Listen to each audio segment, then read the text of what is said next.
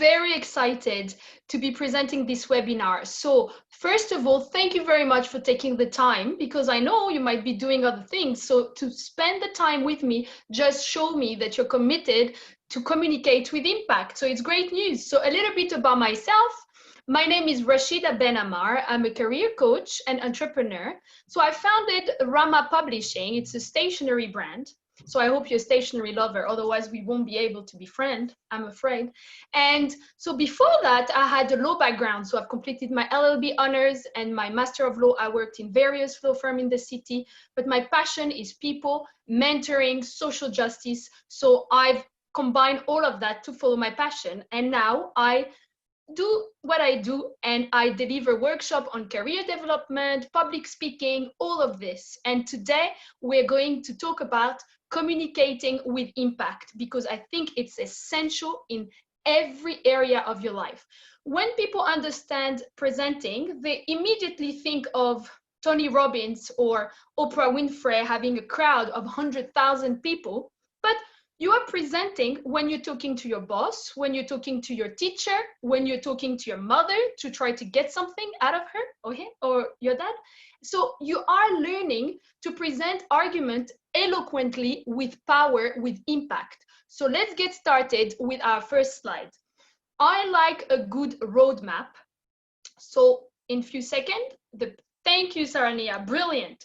So the roadmap is basically telling you what we're going to discuss today. So first of all, we're going to talk about how to be memorable. I will explain, not telling you need to have a big wig or, colorful outfit or something like that. It's much more detailed. Then preparing your presentation. It's essential that we spend some time discussing this point. And then, of course, the nonverbal communication, because I hope you already know that most of your communication with every single person in your life is nonverbal. So when I say nonverbal, facial expression, when someone rolls their eyes or when someone is looking at you, smile, body language, if I'm like this, if I'm like that, that's nonverbal. So I will talk about that in more detail. And finally, what everyone is interested in when I am coaching them, it's changing the mindset of being anxious and terrified of public speaking and channeling it into excitement. And I will be in more detail at the end. That's actually a very interesting part, because I have never met someone in my life, in my career, that didn't tell me that they were terrified of public speaking, even the greatest speaker. So let's get started with the first slide. I'm a tea lover, so if you don't mind, I'll be drinking my tea. So how to be memorable? So when I say memorable, I think sometimes people confuse it with, I need to have an extraordinary personality, or I have clients, CEOs of big companies that tell me, I don't know if I can be memorable. That's not what I mean when I say that. It's tailoring your presentation to your audience. This is key. Please remember this. Actually, I can share my slide at the end. Sarani, I can send you my slide. I don't mind sharing with you. So, or if you have a pad and want to write some notes, that's fine with me, but I'd rather you listen to me. And then later, I can always send you the slides. So don't worry too much about that. But please remember what I'm saying. When you do a presentation, whether you are presenting at the Diana Award or at school or at university later on or at your work, you need to remember that your audience is your key priority. You need to understand who is coming to see you. So, for instance, if you're fighting homelessness, so who is part of the audience? Chances are you will have charity leaders, you will have volunteers, you will have people from the council, people from other charities. So you need to ask yourself, what do they want to know from me? What would interest them? What type of humor I can use with them that I cannot use with someone else? For instance, you're not going to use the same sense of humor if you talk to a law firm and lawyers than if you use it with a charity. It's completely different. So it's very important from the get-go that you understand your audience so you can tailor your presentation. Why do I say tailor?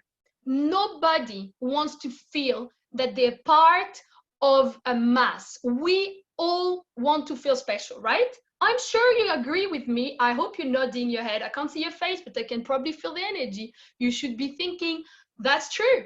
When someone sends you an email and they say, to who may come, sorry, I'm French, so sometimes, you have to bear with me, to who may concern or something like that, something very generic, right? You understood what I meant. You feel, okay, this is a spam, or I'm not interested in answering. But when someone said, dear Rachida, then they grab your attention. It's the same with your presentation. When it's tailored and you start with a story that you know will connect with your audience, you grab them, you get them from the get-go. And which lead me to my second point, stories. So what is a story? You probably have heard it so many times. Branding agency, marketing agency, all over the show, they would tell you stories. Basically, everything you buy these days is based on a story. You can buy, actually, a quick story. I bought a mic a few months ago, and the mic had beautiful illustration all around the box that was like so cute, that connected with me. I didn't even realize I was buying a mic. I was like, oh, this is an amazing story. And this is what I'm trying to say. You don't connect with your audience with dry facts, with statistics, with trying to show off that you're smart. You connect with your audience when you share a story. So I have so many people that tell me, Rachida, that's really nice to tell me that, but I don't have a compelling story. I don't have something to share during my presentation. That's fine. If you feel that you don't have a compelling story, then use someone else's story. You can use your sister's story, your mother's story, your father's story, of course, if they allow you to share it, or someone famous story, as long as the story is tailored to your point and your argument. And if you don't believe me, just go on YouTube, check any TED Talk and see how they start. They never start with, or the one that do, they don't do very well. I'm sorry, this is my strong opinion.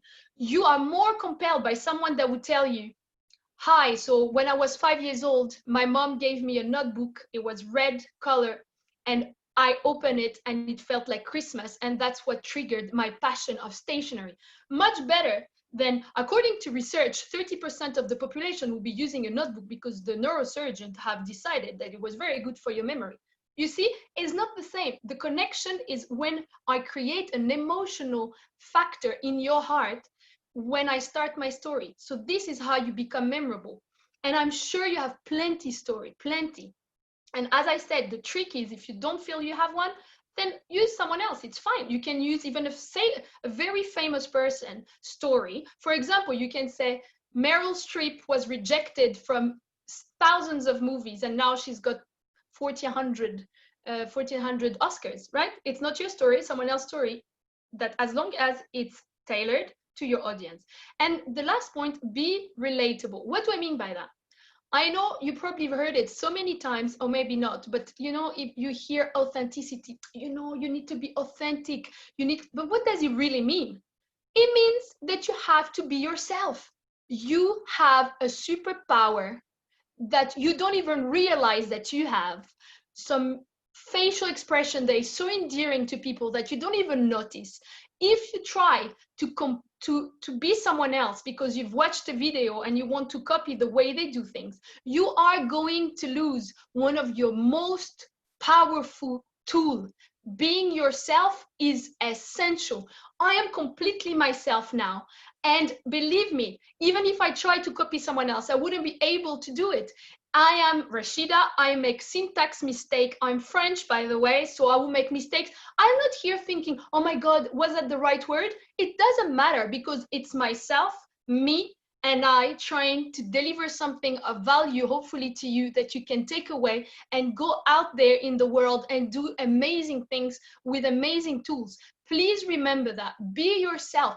Don't try to compete with other people that have hundreds and hundreds of presentations behind them. That's them. You need to do you. And when you're relatable, you create that relationship of trust.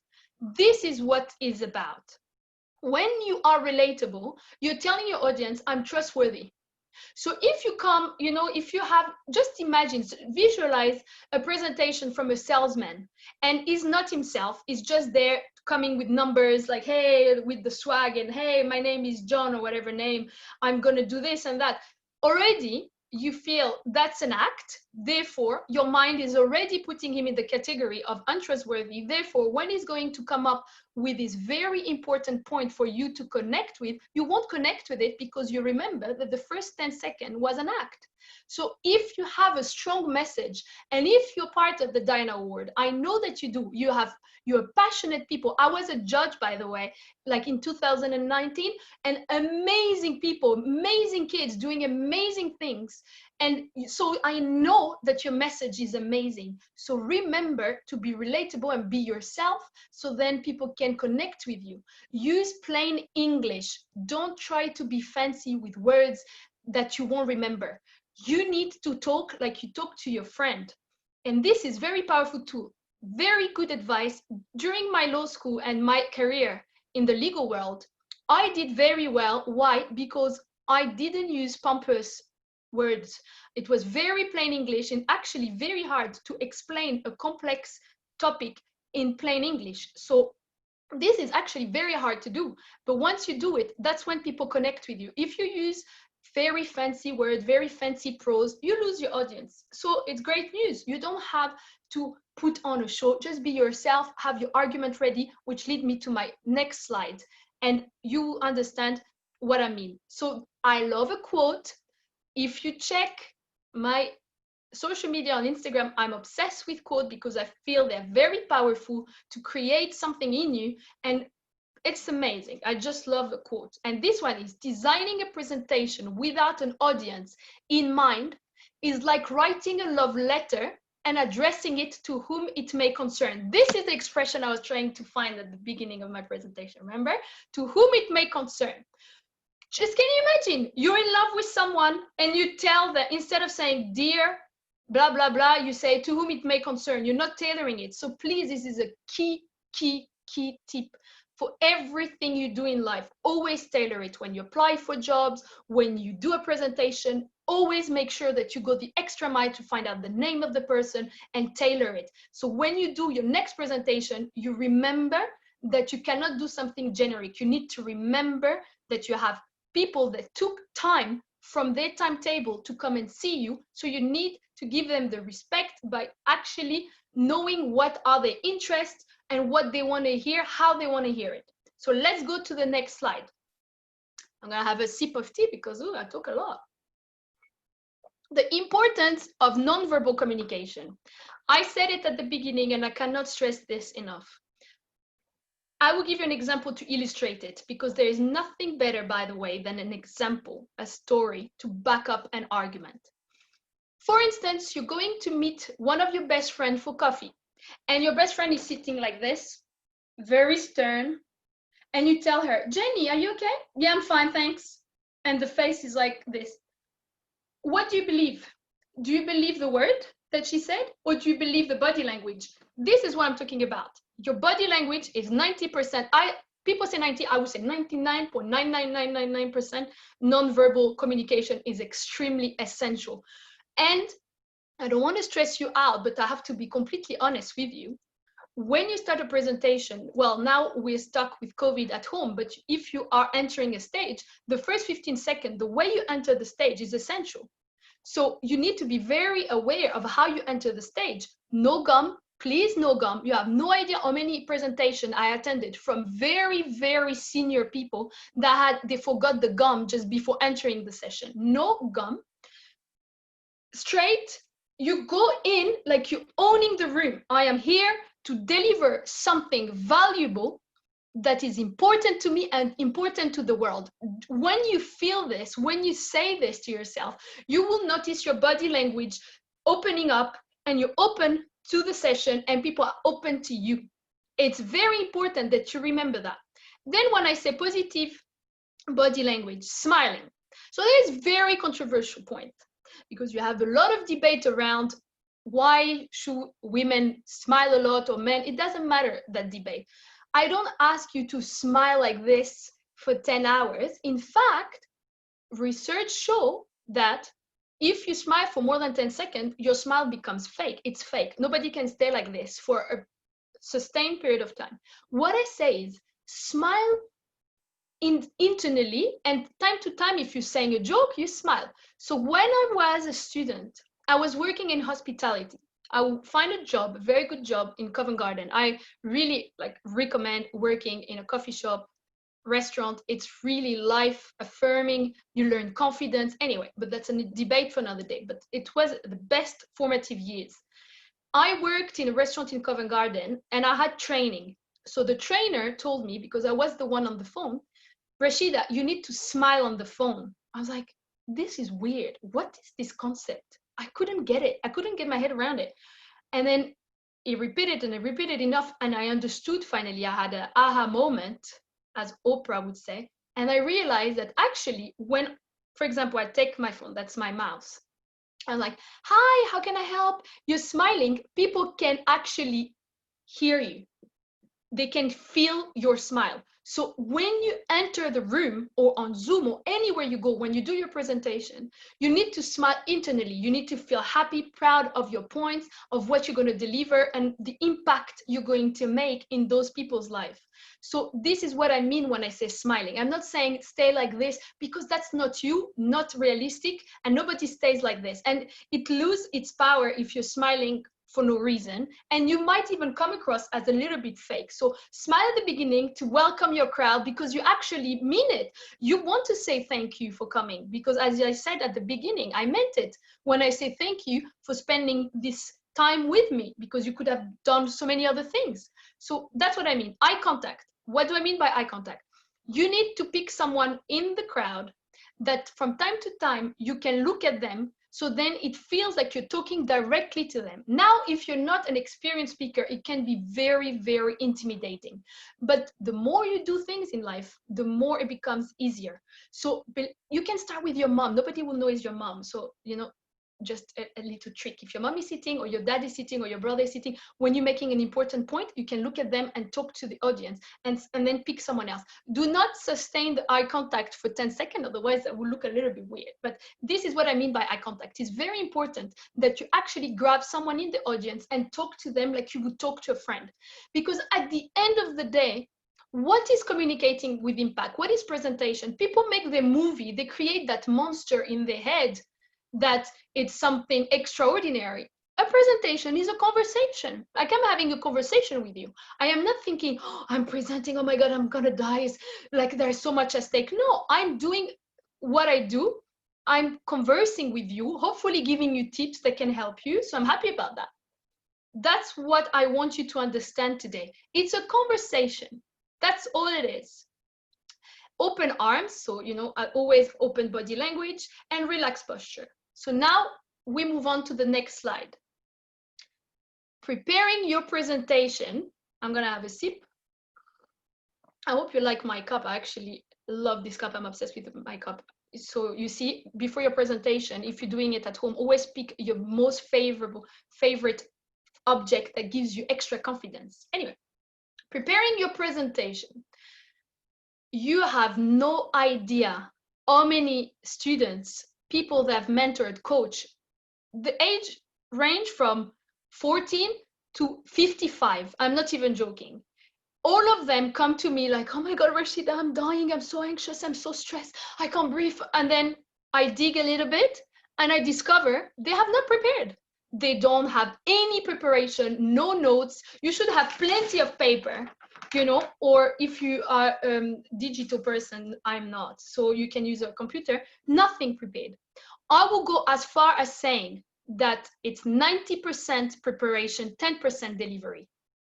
You can be the best with the, hey, my name is Rachida, I can come to you and do this and do that. But if you're not prepared, if you do not have a structure on how to present, you don't have your argument lined up with example to back up your argument, then it's useless. You're wasting your audience time and you're wasting yours. So remember, preparation is key. And I will give you some tools on how to do it very well. So please, please, please, never, ever, ever memorize. Never, under any circumstances. I was a radio host, actually. I lived in Melbourne for a year, and I was a radio host. I was live every Thursday. So the manager of the radio was telling me, Rachida, you only learn your intro and outro. So basically the conclusion. Why? Because it's the hardest bit, right? If you write an essay or anything pretty much, even you start writing a book, the hardest part is the beginning. Would you agree? I hope you do. The first sentence. So make sure that you have your introduction sorted and your conclusion sorted. The rest should be bullet point, key terms, key point to trigger your memory. It's a disaster, and it's actually very painful to see people that have actually learned the presentation of by heart, and then being on the day, you will be stressed. That's no escape. You will be more stressed, so don't fool yourself into thinking, oh, I've learned by heart my presentation, I'll be fine. On the day, you will have extra stress, people around you, not familiar surrounding. So you need to remember that your memory is fallible. You know that word? In French, we say faillible, which means you can't really rely on your memory so much. And usually, if you forget the first word, you panic, and you can actually see the panic in people's eyes. Next time you attend a presentation, do the exercise. Just observe when someone is panicking is because they forgot one point, because they've 99.999% they've learned it by heart. So don't do that. How do you prepare as well? You need to record yourself. This is the most awkward thing, I must admit, to do, unless you're a complete narcissist and you love filming yourself, which is really hopefully 1% of the population. It's extremely difficult exercise, but the good news is it gets better. The more you film yourself, the better you'll be at it. And nobody needs to see it. You can be in your room with your phone, record yourself. And because, let me tell you why it's important to do that. You can pick up on the words, I think it's fillers. Yeah, I think it's fillers. You know, like the words you use in between because you don't know what to say. You're all of these words. You pick up on your body language. You pick up if you're looking at the camera, because now we're on Zoom, right? So I'm trying very hard to look at the camera so you feel I'm talking to you and not looking at my screen. So you see all of this, you will only notice it if you film yourself. And then you play it back to you so you can check the sound, you can check a lot of things. It's so invaluable. Please, please, please start getting into the habit of filming yourself before a presentation. It is really, really helpful. And you pick up on so many things that you can correct, and then you can only improve. And all the biggest do it. I've interviewed a TV host a few years ago on my radio show, and she said that she actually goes to her house, lock herself in her room, and then read and actually notice what she's doing. But very important, I have a disclaimer. Don't obsess over this.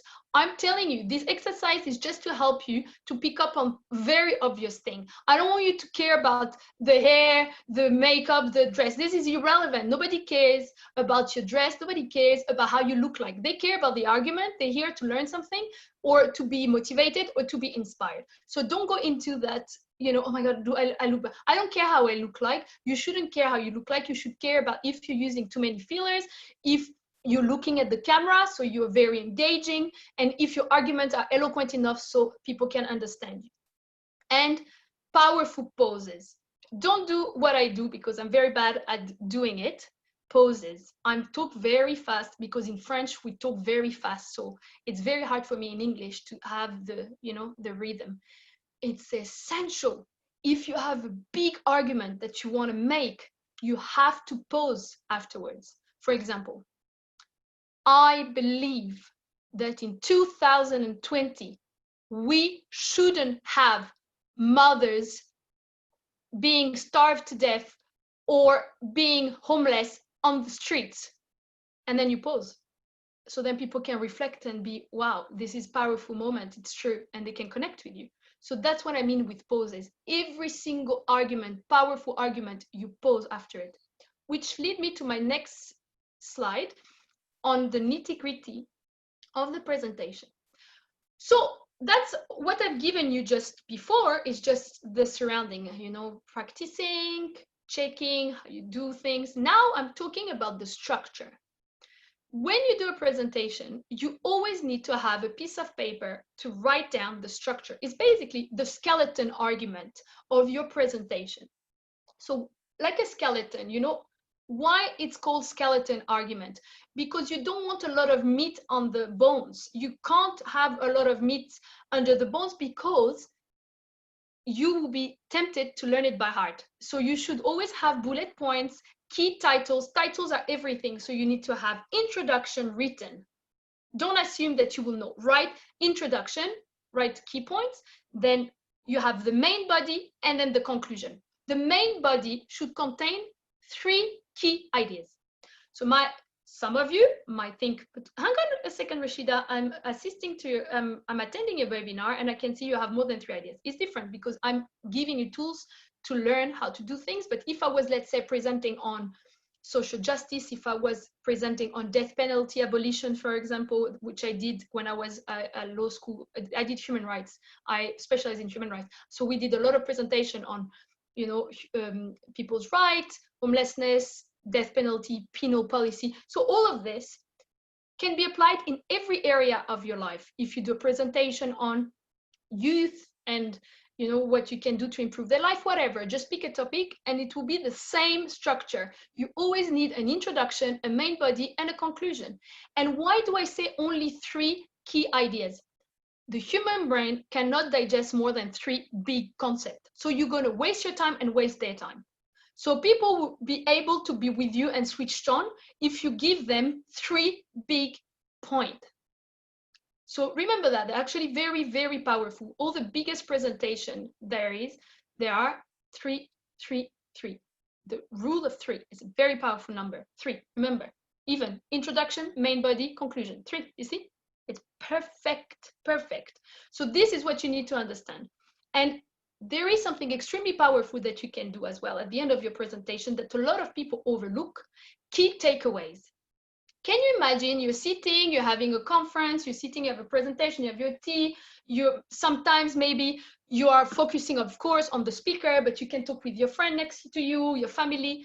And at the end, if the host tell you the key takeaways, it's a very powerful and impactful because they leave with those 3 or 4 or 5 key takeaways.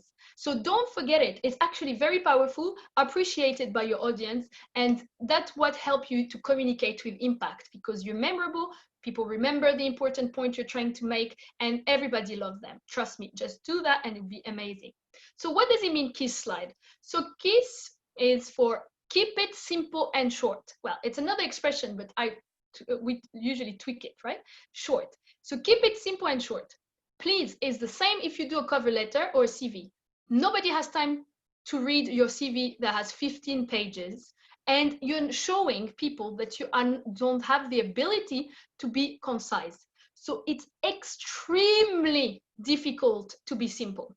So don't take this point as, oh, that's great, I can just be simple. It's actually very difficult to be concise and simple.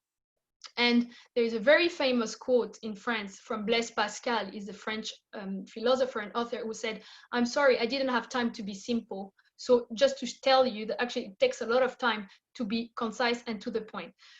Please, actually, people will thank you tremendously if you make it concise, easy bite for them to understand, no rambling, just to the point. And you will see, this is the impact right there. You're telling your point directly, no sugarcoating, no rambling, just key argument backed up with example. This is the lawyer in me in this point here. Always back up what you say with argument, with example and story. You can't tell me, I don't believe in death penalty, but then don't come up with something to back it up. When I said earlier that avoid dry fact, sometimes during the presentation, it's very important that you come up with key researches or key paper or, you know, some facts, maybe not 100 times using those dry facts, but it's very important that you can find a way to make your argument much more valid and powerful. So the preconceived ideas I said here, preconceived idea versus the truth. The preconceived ideas, the number one preconceived idea, and it's actually fascinating fascinating for me because I'm very fortunate that I can coach people really from a wide variety, charities. I go to law firms, I talk with partners, I talk with students, I talk with everybody. And everybody seems to feel that the more stats they use, the more complex idea they use, the longer the presentation, the more competent they look. That couldn't be further from the truth. Nobody is going to give you an Oscar to say, wow, this presentation lasted 10 hours and they've used 100 key dry fact. And they also use words that I had to Google because I couldn't understand it. Nobody. In fact, the top lawyers in life are the ones that can use plain English, that can explain to a lay person, which means someone that doesn't have any law background, to understand what he's trying to say. So always remember that analogy with the top lawyer. The top lawyer, you will never hear a top lawyer using fancy word or complex expression, never. So this is what I want you to remember.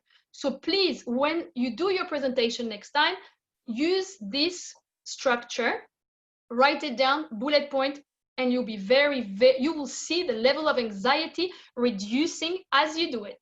So let's go to the next oh, my beautiful quote. Don't you like my quotes? I hope you do. I want you to tell me at the end of the session if you loved my quote. A surplus of effort could overcome a deficit of confidence.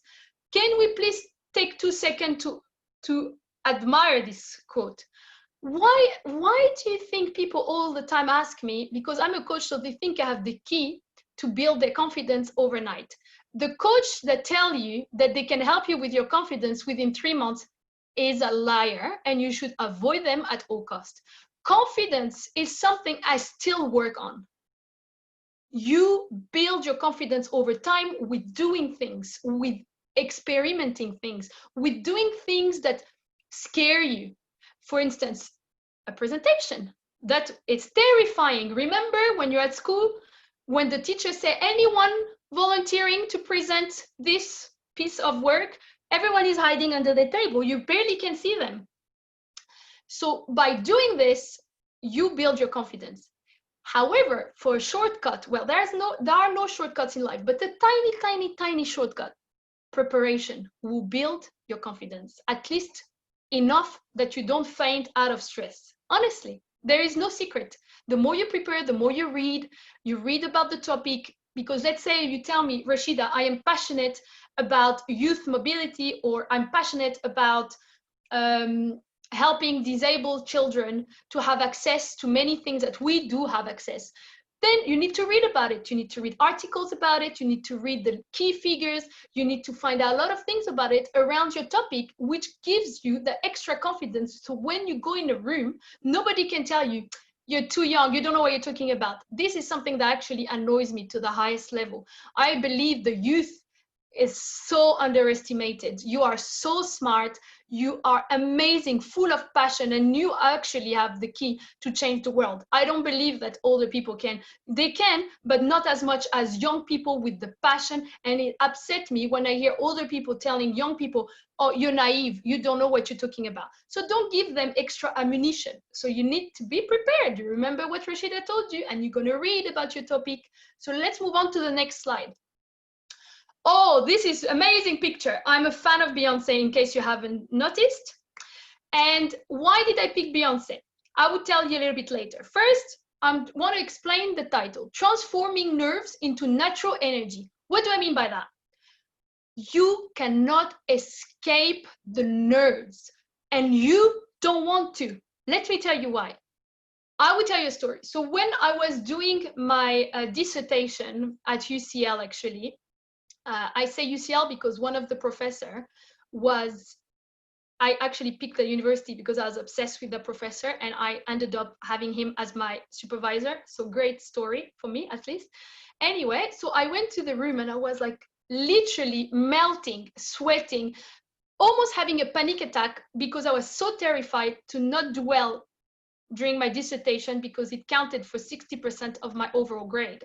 So I told him, I can't breathe. I literally can't sleep for the past week. Can you help me, please? I don't know what to do to remove my nerves. And he looked at me, and I will never forget this look.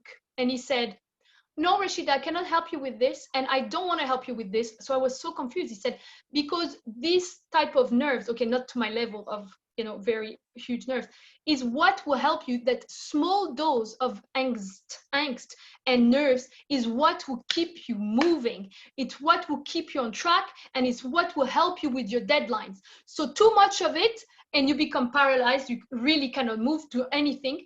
And too little of it, if you're too chilled and too relaxed, your presentation will flop. The reason why I came today and I was like, hey, hi, everybody, because I have, even after years of doing presentation and doing this workshop, I still have this excitement, nerves, a bit of, oh my God, how is it going to go? That keeps me awake, and hopefully you are awake because I'm awake. Do you see how it works? So never ever go into the mindset of you want to eliminate all the nerves and then freaking out about your nerves. You know the catch-22. Oh my God, I'm so stressed. Oh my God, I'm so stressed. They're going to see I'm stressed. Let me tell you an inside story. Nobody cares as much as you do. Let me tell you something. When you go on stage and you're terrified of what people are thinking about you, let me tell you, please, one thing. Most of the people are thinking about their laundry, if they switch off their hair straightener, or am I talking about myself? Probably. And if they let some food for their cat. Again, talking about myself, probably. So you see, most of people are worried with their lives. Life are complex in people's life. They're not here to judge you. They're here to take some key information that you're going to give them. They're here to be inspired, if your intent is to inspire them, and go. They're not here to be, oh my God, they're sweating, they must be stressed, and analyze you. You are the only one analyzing yourself. Nobody is analyzing you. And guess what? Even if the news is a bit negative, the vast majority of people have good heart and are nice people. So they're not here to see you fail. They're here to see you succeed. So please remember that every time you go on stage, do not think people are here to analyze you. They're here to support you and to listen to what you have to say and go. And I'm telling you, half of people are thinking, if you don't believe me, next time you attend a talk, remember this. Do you think 100% of the talk? Hopefully maybe 50%, but the rest, you're probably thinking about your coursework if you have one, some deadlines, work, if you're looking for a job, or so many issues. So remember that. I have a very good tip that I've discovered. I had the amazing honor to talk with a neurosurgeon because I'm also mentoring other people, and he was part of the mentoring team. And he told me that part of the brain that notice nerves, anxiety, and excitement cannot differentiate excitement with anxiety. Oh my God, when he told me this, I had to take my notebook and write it down straight away. So you can trick your brain. So for instance, if you're extremely anxious because of your presentation and you're scared, you can tell yourself, I'm very excited. Wow, it's such an exciting day. I'm so happy to be able to share my passion, my inspiration, my love for what I want to do with people. And your brain will be, oh, okay, they're excited. They're not nervous. You see, this is life-changing tip. I hope you wrote it down because this is an amazing, amazing, amazing tip. You can reframe your brain into thinking that you're excited and not anxious. And to be honest, it's not even tricking your brain. It is an immense honor to be able to talk to people and share your story, to share your life, to share your passion, to share tools to help them. It's an amazing feeling. So it is true. You should be excited. You're not tricking your mind completely. It's an amazing privilege to be able to do that. Just think of all the people around the world that do not have access to even do that, even remotely. In some part of the world, they're not even allowed to have social media. They're not allowed to express their opinion. So it is an immense privilege for you to go out there and do your presentation. So that's actually good. So you switch anxiety with excitement. And now, why Beyonce? Because what I've noticed with clients, with mentee, with people I've seen talking, when they notice that they've made a mistake, they stop the presentation and you see panic in their eyes, and then they start apologizing. Please don't do that. Please don't apologize, because the audience will feel awkward, not because they're judging you. They will feel awkward because they have empathy and they are compassionate and they feel bad for you for no real reason. If you forgot a point, I'm sure I forgot so many points during this presentation. Imagine if I stop saying, oh, I'm so sorry, I need to check, like, oh, I don't know, like, you know, and you panic and you check your notes like erratically. You are missing the impact of your overall presentation. And why did I pick Beyonce? Because a few years ago, she did a concert. She fell. Honestly, it was so high that I was shocked. I was like looking, I couldn't believe it. She stood up again and kept it moving. She started singing again, dancing again, like nothing happened. Everybody clapped, everybody was amazed, it was a great success. Probably afterwards, probably some ice on her leg, who knows, but at least she kept it moving. Same with you. If you noticed that you've made a mistake or there is a problem with your slide, don't apologize, don't feel bad, just keep moving on to the next point. And if the point is really burning, you can always say, oh, by the way, I would like to add this point. And that's it. That's why I picked Beyonce. It's very important that you remember that it's okay if you made a mistake. In fact, nobody relates to people that are perfect. We connect with imperfection.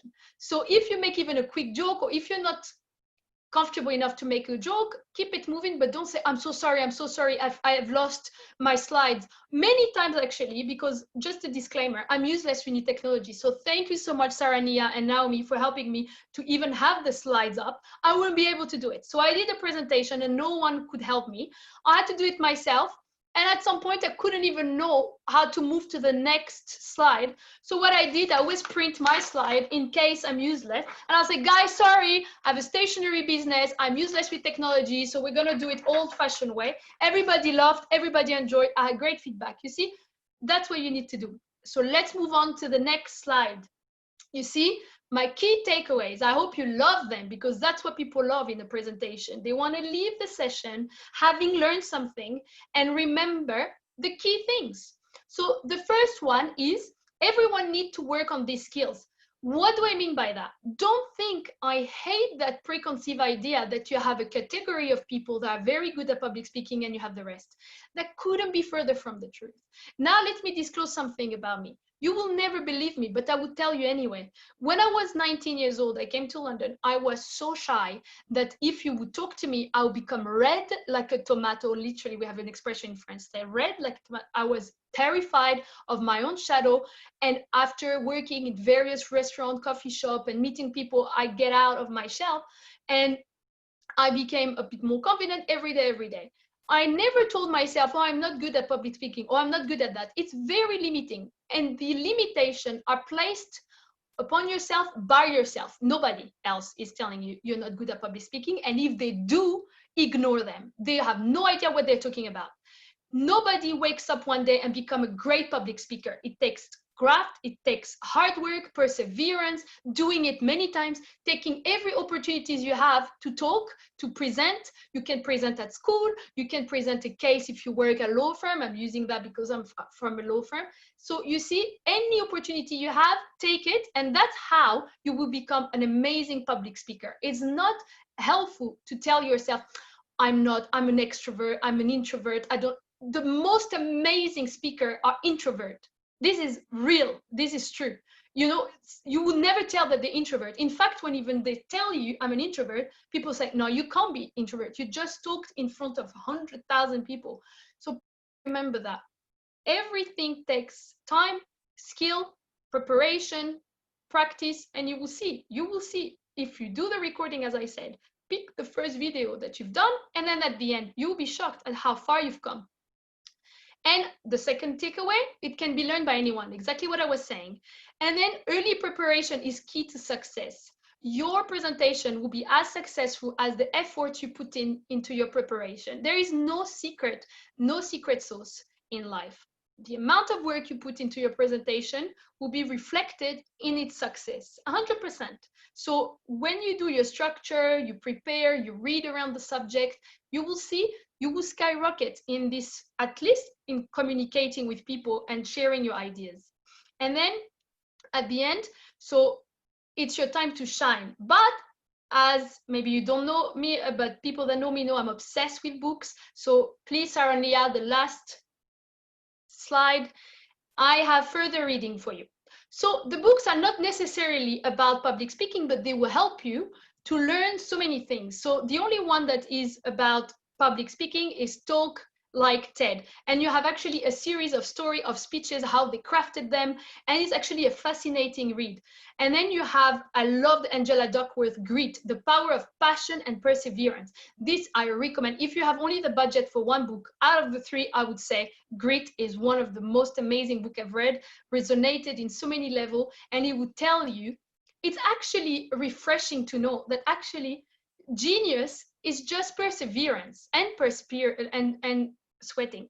I don't know the word, you will know, right? It's a lot of sweating, a lot of work. You know, no one is, oh, he's a genius. It's a lot of work behind anything you see.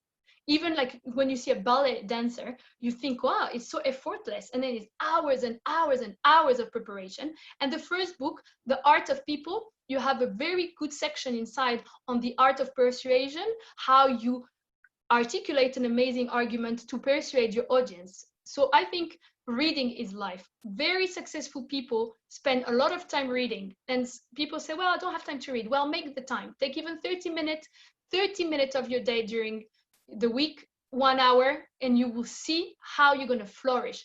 So that's it for me today, but I'm still here for questions. So Sarania is going to come and Naomi is going to come up magically and we will take your questions. And I will have a sip of tea.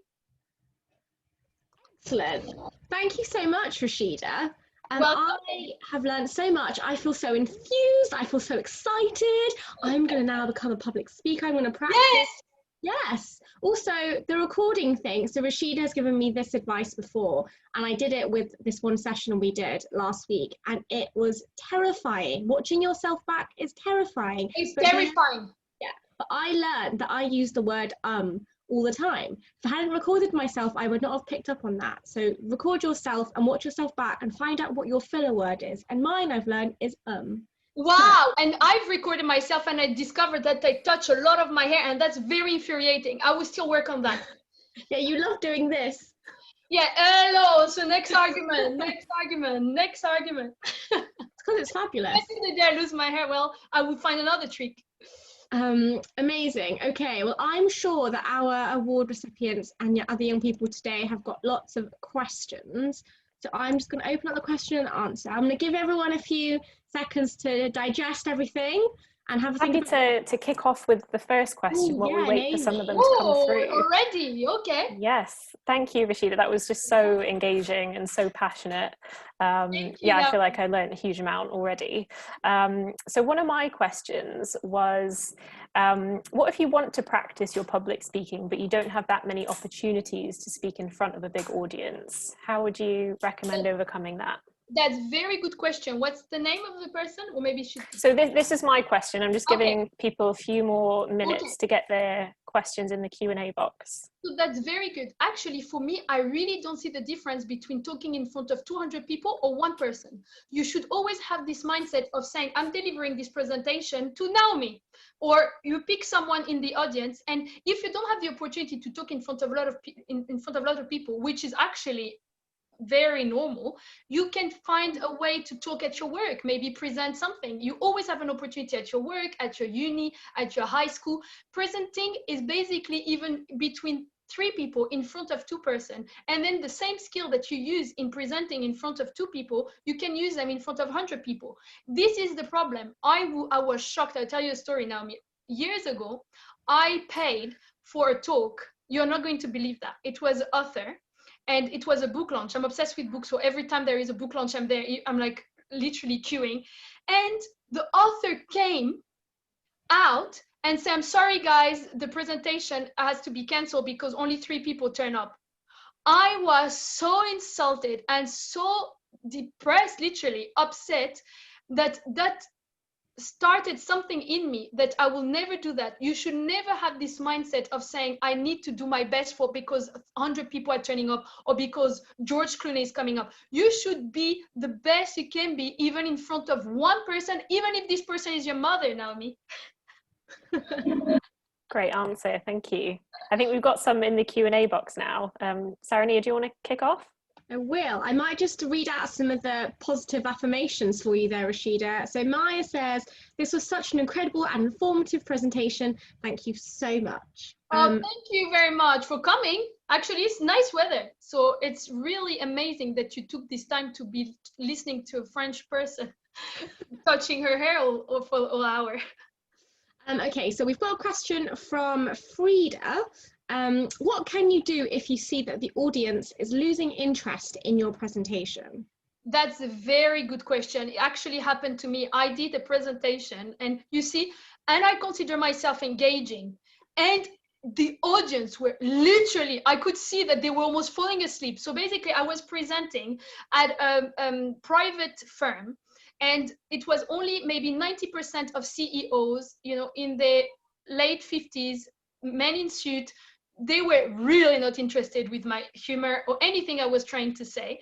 I didn't let them destroy my moment and my presentation and the point I wanted to make. You should, when I said at the beginning of the presentation that you need to tailor and need to have the audience in mind, I didn't mean you should try to please them. You should do your work and don't care about what they're thinking about you, because you actually don't know. Unless you're a psychic, you cannot tell. Maybe the guy is losing millions of pounds in a bad deal and is actually thinking of something else. So you deliver your point with pride, with preparation, at your best ability, and the way they take it is not up to you. Perfect. Thank you. So this next one is from Lakeisha. So she says, thank you for the very informative presentation. What key advice would you give to a university student? Thank you so much for lovely words. I love you already. You know, flattery with me works very well. So, you know, if you tell me something nice, you got me in your pocket. Anyway, so at university, you have so many opportunities. I don't know where you study, but where I studied, every week we had an opportunity to present a case. So I studied law. So everybody would hide. I was like, are you out of your mind? It's an amazing opportunity to have a professor actually correcting you and helping you in your future career for free, because now I'm charging a lot of money for, actually I'm giving it to free because it's Diana Award, but usually if you come to me, you will have to pay, and you have to pay kind of a lot. So remember that university, you've paid a lot of money in your tuition fees for you to get feedback. If you don't get out of your shell and ask for those opportunities, or even ask the professor, I was thinking of presenting this next week to the class, you create your opportunities if they are not there. All the time I tell the professor, hi, I was thinking of doing a meetup group. We could do this and we can share this. Can I be the leader of the group? Yes, Rachida, of course. They love it because that means you're organizing it. They don't have to worry about it. And then they give you feedback. So I would say create opportunities if you can't find them, or join a club, or, you know, for example, I was the president of so many associations, like for everything, like anything that I could be president of, I would go and be hi, because I love people and organizing. So I think do you have a debate? So maybe she can answer back, but do you have a debate society? You could join that, you know, where you can talk about topics and debate. That's all an opportunity to brush on your skills, on presenting, and that's super invaluable in your life, in your career, everything you do. Because now the star in a job is the people that are not scared to talk publicly. Now you can't just be an employee. You have to be on Twitter. You have to have a social presence. I know how it works. I'm in the career industry. Now lawyers that used to hide under their desk need to be on Twitter and be super public and do presentation at law firms. So you see, you cannot escape. You have to learn how to, like me, I can't escape. I need to learn how to use Zoom. Even if I was like, no, I don't like technology, I had to learn it. I have no choice. It's the same with communicating. Amazing. We had to use Zoom, Rachida, but I think you're pretty much there. So we've got a question from Shomi. Shomi says, starting with a compliment again. Oh, thank you, everyone. Presentation. Love your tips, mug, and the quotes. Oh, my mug is amazing. I must agree. It's very beautiful. No, I think Is that one of your own, Rachida? No, I wish I did that. It's Oliver Bonas. I'm not paid by them. Nice. I just spend all my money in this store. I do also love a bit of Oliver bonus. I know Naomi does as well, actually. We both are fans. I mean, I think you drink with your eyes. I think a tea tastes different if you use your favorite cup. And why I use this cup? Because it gives me comfort, so it gives me extra confidence. So when you do a presentation, you should always have either a piece of jewelry or something that gives you some comfort. I think it's very important. Excellent. So Shomi's question after her compliment was, do you have any tips on how to handle nervousness during impromptu speaking? Oh, that's a very, very good question. So I have so many people that told me, actually, I did another webinar where, for example, you're sitting, especially, it happens a lot in the world of fashion and PR, it seems. They're sitting around a table and then they will point at someone and say, okay, so Jenny, so what can you tell us about fashion in the 80s or anything you want? And then the person is like freaking out. So it's totally normal to freak out because you didn't expect it. You don't have the time of preparation that I was talking about earlier. So it's totally normal you freak out. But then it's very essential that you also realize that you can't have and you can't deliver the same level as if you were prepared. So don't put a lot of pressure on yourself into thinking, oh my God, I was terrible. Oh my God, my boss is going to be useless. Your boss, unless he's completely dumb, or your teacher or anyone, will realize that you didn't have time to prepare and will be already impressed by you answering it the way you answered. Like we did with Sarnia, right? I asked you 3 questions out of the blue, and you answered it so well that I was very impressed because I knew that I didn't give her the time of preparation. So don't put yourself extra pressure into delivering something perfect if you didn't have the time to prepare. She does do that to me quite a lot. Yes. Thank you, Rachida. You're welcome. Yeah, good advice. So the next question we have is from Niranjana. So she's asking, how do we overcome anxiety stemming from a previously failed or flopped public presentation? Well, I already have a follow-up question, my dear. How do you know it flopped or failed? Did people tell you? Like, did they come to you and say, oh, your presentation was horrific? Or is an extra layer of harshness that you do to yourself? Because I have friends like that, or even clients like that they delivered an amazing presentation and they will focus completely on the negative part. They remember the points that you forgot to make. Only you know that you forgot those points. I have so many points in here, look, that I forgot to make. I didn't think, oh my God, Rachida, what have you done? You haven't done. I'm like, wow, Rachida, well done. You've done 1 hour. You drank your tea. You didn't swear. So you focus on the positive. You focus on what you did well and the things you didn't do so well. So then you say, okay, how can I change it? Maybe if it's you talk too fast, maybe next time you'll be slower. But I don't believe your last presentation flopped. And if you panicked because of your anxiety and you feel it flopped, then next time, just realize it's a better time to learn. And again, everybody will flop one day or another. If you take a comedian, a stand-up comedian, I'm sure anyone you will know will tell you, I flopped, I did a terrible joke, it landed flat, it was terrible. And you stand up like Beyonce and move along and do it better next time. Excellent, thank you, Rachida. Niranjana, if you do want to respond to that, please do just respond in the Q&A and we can then bring it up again once I see it. So next question is from Sarah. Sarah says, thank you so much. Your presentation was extremely helpful. Words cannot express. Oh, thank you very much, Sarah. I love to keep you sweet, Rachida. So question, how do you connect with people that you don't know but want to build a strong relationship with them later on? That's for me, I would tell you the first advice that comes to mind. I love Brené Brown. She's a self-help, she's amazing.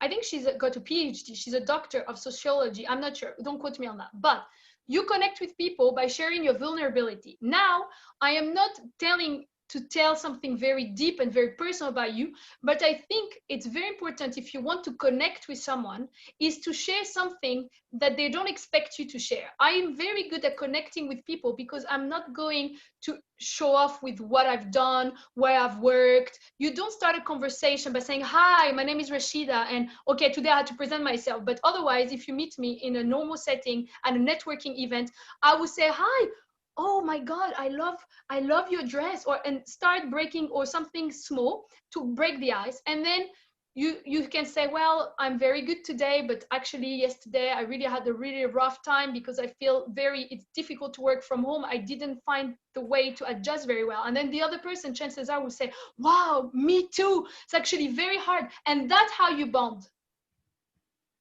And then the person will remember you. Nobody remembers the person that is dictating their CV trying to impress you. Nobody connects with people that feel that they're too perfect, because it's intimidating and you feel bad about yourself. It doesn't work. If you want to be the queen of networking, you have to be yourself. Share something that upsets you. If they ask you a genuine question, how was your day? How is it? For example, Naomi asked me before the presentation, so Rachida, how do you work from home? How are you coping? And then I told her the truth. She told me the truth, and we're best friends now, Naomi, right? Always. Thanks. That was a great question, Sarah. The next one is from Mel, and I think Nick is also on the line with Mel. What's more important, what you say or the way you say it? It's very, very, very, very, very good question. You have very clever people today, huh? The questions are incredible. So you have two schools of thought here. Some people think the style is very important and people feel substance is very important. For me, the substance is very important. I couldn't care less how you said it if you say something meaningless or doesn't impact me or doesn't inspire me. I think it's very important that you remember, obviously, don't say it with the tone is aggressive, because you're not going to rally the audience on your cause. You know, you have to be, of course, choose the right tone. So that's part of the style, but really substance over style, always, for me. Amazing. Thank you, Rachida. I also just remembered something to do with the question that the person asked you last. I went to this training a while ago, ages ago actually now, and something that we were taught was finding that point of connection. And what I was taught was, whoever you meet, whoever they are, where they're from, what job they have, there is always something that's a point of connection. Yes. And your challenge with anyone you meet is to find that point of connection. Yes. Whether you're meeting the CEO of Amazon or like your next door neighbor, there will always be something, so find that something. And I also read an amazing book. It's about the orange trainer. Don't quote me on the color, but it's always very useful if you're going to a networking event to wear something maybe a bit colorful, like it could be a brooch. Look, for example, Lady Hale is extremely famous now, maybe for the wrong reason, of her spider brooch. It's a point where people can start talking, because it's actually very nerve-wracking to go to a networking event. In fact, I hate them so much. The only networking event I liked was at the Diana Award, because I feel the people in the room have common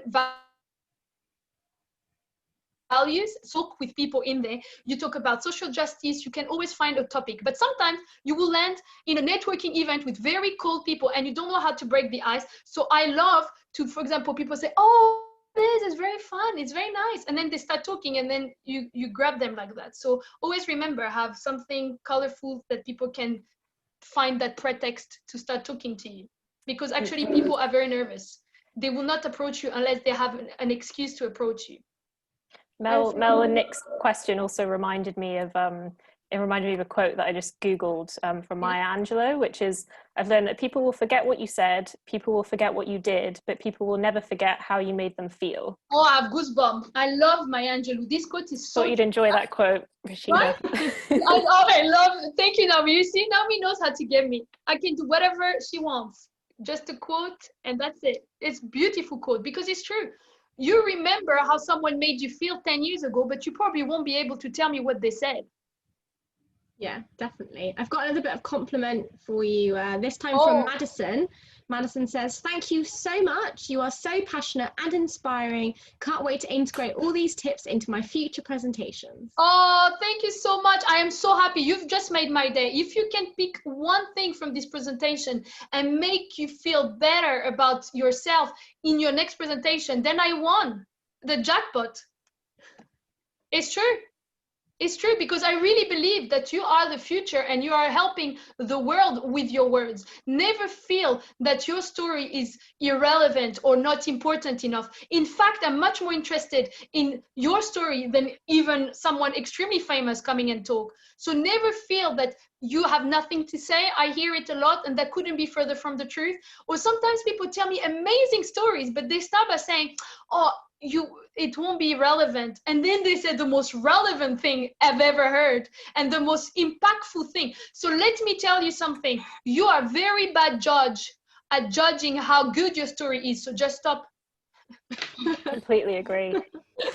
This next question is from Eric. So he's asking, how can you make sure that the use of stories during your presentation will not deviate you from the main idea of your presentation? That's a very good question. That's why I usually use the story that backup argument. So to illustrate your argument. So for example, it depends if you're starting a presentation about your life story or you have something about yourself, then it would be great to start your presentation with why did you do what you did. Or for example, people tell me, why did you start your stationery brand? So I have to tell the story from my childhood of why I'm so obsessed with paper. That's a short story. And then during the presentation, don't say 100 stories because that could be boring, and everything you do too much is not a good idea. But if you have, for example, a very complex argument or something very important that you want to share, it's always very powerful if you back it up with some illustration. What are you doing when you share story? You're building a vision in someone's mind. They need to feel that they're almost with you in that moment. This is when you have the impact, when people can visualize almost what you're saying. This is, or for example, I attended a talk, Amnesty International, a few years ago, and the person describing the story was so good at it that I almost felt I was with him where he was. Thank God I was not, because it was dreadful, but you know what I mean? It's like that good. I hope I answered your question. Yeah, and I think the point is that the story has to be relevant to the main idea of the presentation, so it shouldn't make you feel like you're getting lost in your presentation. Cool. Thank you, Naomi. Exactly. The story has to be relevant. That's the word I was trying to find. What's the French word for relevant, Rachida? Relevant. It's very similar. You're stealing a lot of our words. I'm quite upset about that. And then you correct me when I say them. You know, my boss used to say, no, you don't say rendezvous. I was like, that's a French word. Oh dear. Right, this one is from Mercy. Mercy says she really enjoyed this, and Mercy would like to know what tips you have for when you get a question after your presentation that you weren't expecting or you don't have an answer for. I love this question, my dear. That's a very good question. I believe honesty is the best policy. I did one talk at General Assembly, and one person in the audience asked me a very specific question on company house and how much it costs to start your business, like the application fee. And I said, oh, I don't know. But please, anyone in the audience know this answer? And 5 people answered for me. So I think it's very essential to admit you don't know an answer. And if you can, ask the other part of the audience to include them. Because when you're doing a live audience, it's very boring to listen to other people's questions. Here it's fine because it's different. But when you're sitting, some people don't want to hear a story. But if you include them into the game, they feel involved and they love it and they feel important because they answered the question that the speaker couldn't answer. It works all the time. It's like, I don't know. So I think the best policy is to say, I don't know, because people can see the fluff and they can see that you're trying to pretend to answer something you don't know.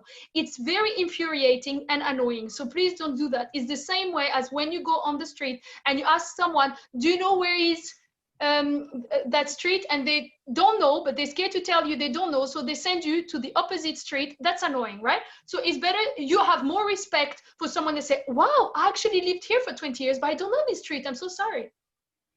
Amazing, thank you. So always be honest. You can't know everything. People are very smart. They come up with 100,000 questions. Even if you're expert in your field, you will not be able to answer all of the questions.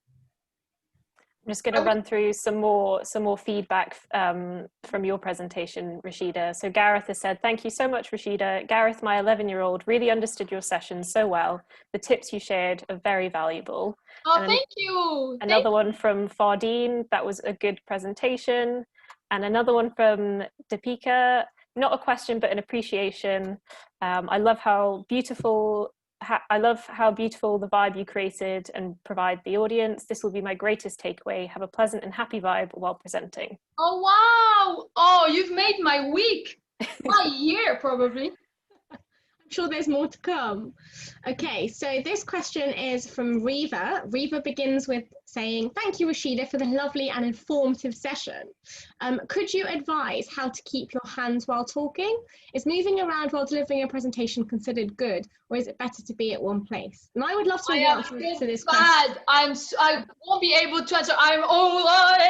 It's actually very distracting for some people. Some people like it. So it depends, you see. Again, be yourself. Try to not go crazy with arms and hands, but I think sometimes when you have a very good point and you do this, it's very powerful. I find if you are listening to a speaker and he's making a very important point and he's using his body language to say this is very important, it's very powerful. I think especially when we're on Zoom these days, it's even more important to be even more exaggerated with your body language, because people can't see how you're standing, or they can't always see your hands. That's a very good point. I have the best team. Sani and Naomi, we should do it again. Also, you were saying about being yourself. So I'm similar to you, Rachida. I move my hands around all the time. And I know that if I was trying to focus on keeping my hands still, it would distract from everything else. I'd be sitting here like a really nervous person with my hands like sitting on my hands and be shaking. So don't do that. Don't do that. And you should never be thinking, whilst you're presenting, you should never be thinking how your hair looks like, how your hands look like, because it detracts you from what you're trying to say. The most important thing should be your message, not how you look like. Or how nobody cares. Trust me, nobody cares. In fact, I can put full on makeup. My husband wouldn't even notice I had makeup on. So you see, nobody cares. Nobody. Lakeisha was just responding to the question she asked earlier, Rachida, and you asked her if she had a debating society at her university. Oh, yes, I remember. She said she is part of the debating society, but it's intimidating to see other students who have more experience. So how would you respond to that? I love what you said. Okay, so that's the imposter syndrome, right? If you are in that debating society and you are in that uni, you deserve to be there. Stop apologizing for your presence. I never feel, oh, I shouldn't be here. I'm like, okay, they know more than me, but I can learn from them and they can learn something from me that they didn't know. I guarantee you that I know things you don't know and you know things I don't know. So you should have that mindset of, okay, they all look so, in fact, let me tell you a story. You see, I'm French. I make a lot of mistakes with my syntax, okay? So when I landed at UCL, oh my God, I would be lying to tell you that I felt great. I felt for actually maybe a week. Oh my God. People sitting next to me were from Oxford, Cambridge. They did their LLB at Oxford, Cambridge, and did their master at UCL because they had a particular human rights module that they didn't offer at Oxford. So imagine me, Rachida Benamar, French, couldn't, like half of the time when the professor would use a very fancy word, I would be with my dictionary, sitting with them in the classroom.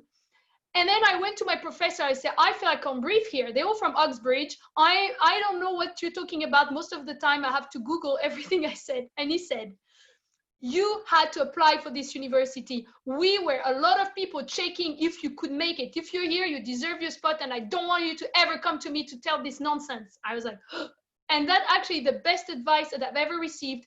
And every time you catch yourself thinking that, you say, if you're there, you deserve to be there. And someone in the room will learn something from you. And in fact, most of people that come up with beautiful prose are not that smart anyway, because the real smart people talk plain English and don't show off their knowledge all the time. I have goosebumps, Rachida. Oh, thank you, my dear. That's so true. Wise, Rachida. So wise. No, but it's true. The one in the room that keep talking about, oh, I read this philosophical book 10 years ago and vomit and regurgitate everything they've learned are usually not people that are really smart. The smart people don't even talk. They don't have to prove you anything. So in fact, it tells me that you're the smartest in the room, in fact, and you should be proud of that and go in your debating society and say, Rachida told me to talk all week today. Yeah, remember that. So we got another question from Phyllis here. So she says, hi, my name's Phyllis from Kenya. Oh, wow. I do remember that my mouth froze one day when I was presenting. I almost collapsed. My question: during this period, we have been made to be online, especially for events and work presentations. Unfortunately, there are moments when our slides fail us or maybe network issues. How can we best make these presentations be of more impact despite these challenges without feeling frustrated? That's very good question. And you're not the only one, my dear, feeling that way. There is nothing more infuriating that you prepared your presentation, sometimes for weeks, depending on how prepared you want to be. I would say actually 1 or 2 days is enough. Huh? If depending on the presentation, don't kill yourself, preparing all day, all night. 2 days of full presentation preparation is enough. Anyway, that was a side note. You need to understand that some things are outside of your control, and one of them is tech. I don't know anyone that do presentation over time that didn't have a horror story with their tech. In fact, one of my friends, she's a partner at a law firm, she shared something very personal on a Zoom call that she was not supposed to share. Let's say that. And you keep moving it along. It's okay. People did it. You will do it again in the future. I think it's very important that you enter the mindset of you cannot control everything. You can only control what you know, your argument, how you're going to say it. If a technicality occur whilst you're presenting, don't get flustered and say, oh my God, this is the end of the world. People almost expect that. Technology is not reliable. So if you're comfortable and you're a confident speaker, you make a joke. Like I do, for example, I say, look how arrogant. Yeah, if you're a confident speaker, you do a joke. That's not what I meant. But the picture is, you say, I'm so sorry, I have a stationery brand, I'm useless with tech, someone will come and help me. In the meantime, go on to your next point, or if you can't go to the next point, talk, or even silence is okay. It's okay to be silent. It's okay to go around the desk and try to fix the computer and say, give me 2 seconds, I'm trying to fix this. And that's it. And you keep it moving. It's no big deal. People expect the problem to occur. But remember, if they feel awkward, it's never because they're thinking you're a failure or they think you're useless. They feel bad because they're empathetic. And if they can feel that you're freezing, they want to help you. It's not because they want to judge you. I think it's amazing to remember that the audience is here to support you, not to be against you. And sometimes it happened to me. I did a talk and there was a girl that kept doing faces. I'm not joking. I did a presentation. It was like a panel. And every time I would say something, that person on the second row would roll her eyes, things like that. At the end, and it is human to keep staring at the person that doesn't agree with you. It's like, for example, you write a book, you have 150 positive reviews, you will only focus on the negative review. So it's human nature. So once you realize that, it's okay, but don't focus too much on her. After a while, I just turned my focus on someone else. And at the end, you're not going to believe, the person was rolling her eyes all the session, came to me and said, oh, I really enjoyed the presentation. I think you were amazing. I was actually shocked. But you see, what I'm saying is we're very bad judge at judging someone's facial expression. So you're going to torture yourself for no reason, and you don't know what's going on in someone's mind. So what the question was, I almost froze. What do I do if something happened? You just do nothing. You just either fix it, make a pause, don't apologize, don't faint, is not worth it, your health is not worth it, it's just a presentation. And remember yourself, remind yourself, it's a conversation, you're having a conversation. So if I'm having a conversation with Sarania and Naomi, and then I forget the question, I'm not gonna be, oh my God, I forgot the question. I'll say, oh, Naomi, what were you asking again? Sorry. And then Naomi will answer. And I can vouch for the fact that we've had a lot of technical issues ourselves. So exactly. It's just the nature of these online times. People expect it. So don't worry, please. I think you're great. Just focus on the message and what you want to achieve.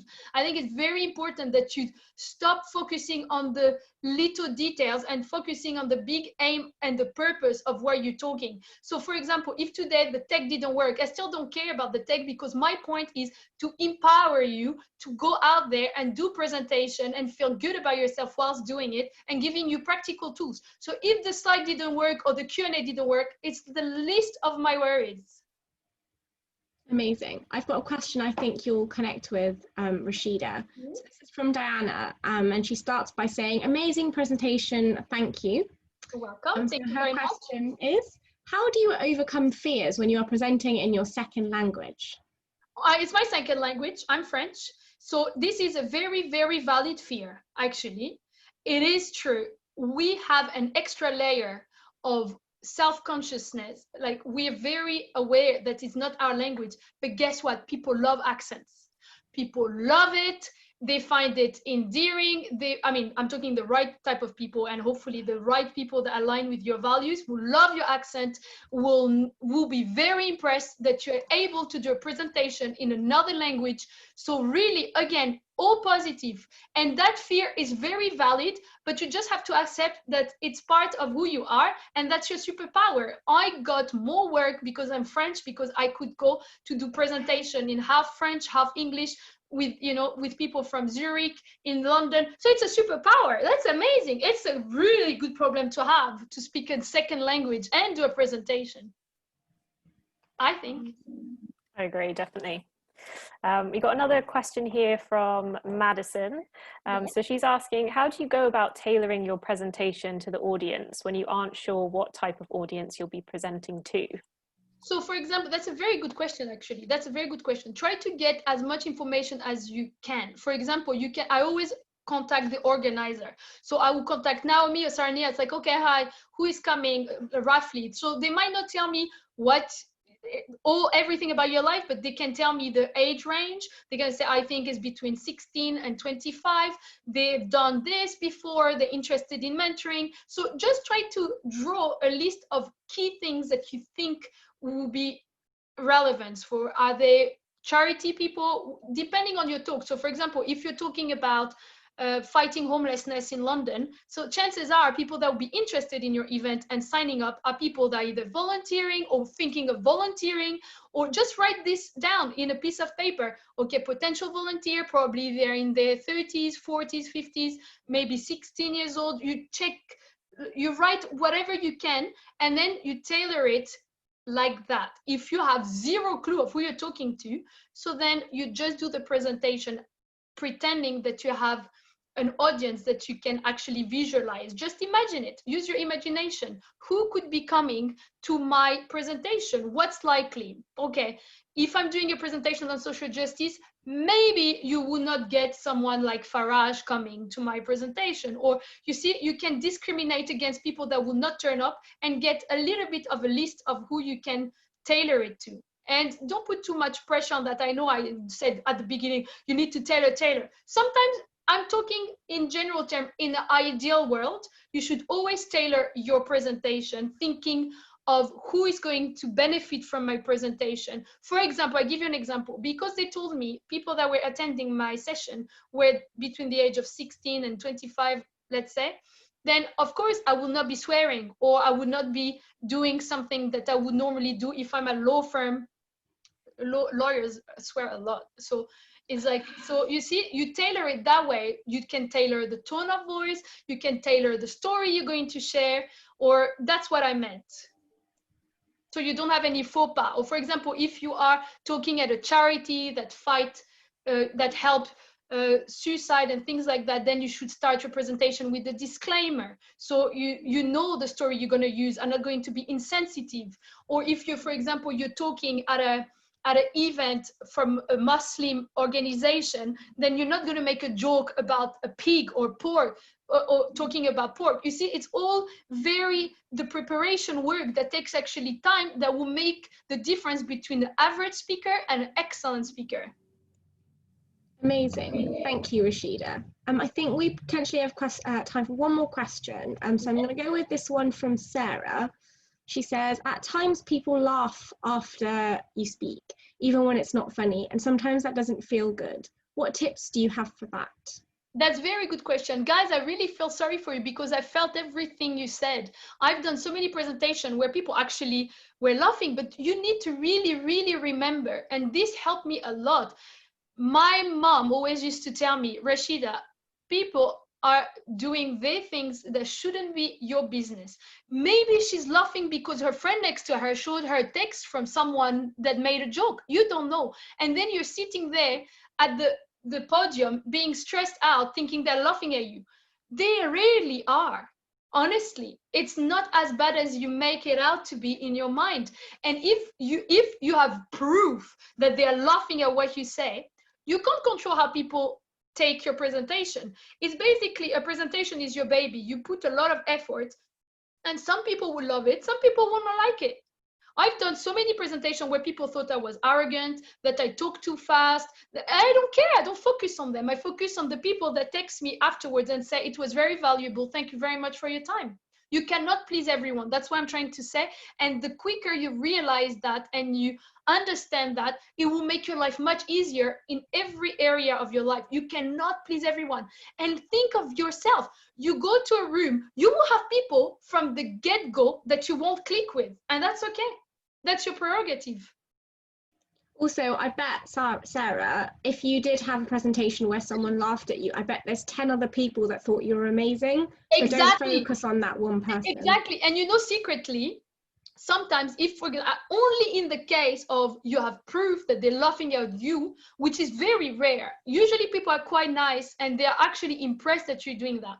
Remember that public speaking is a phobia of so many. People are terrified.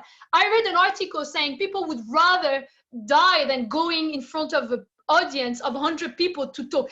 Take my husband. He would literally do whatever to avoid talking in front of 3 people. So what does it tell you?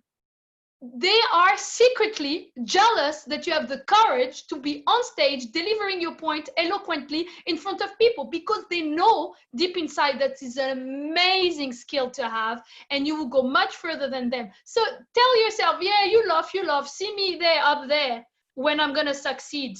Thank you. Amazing.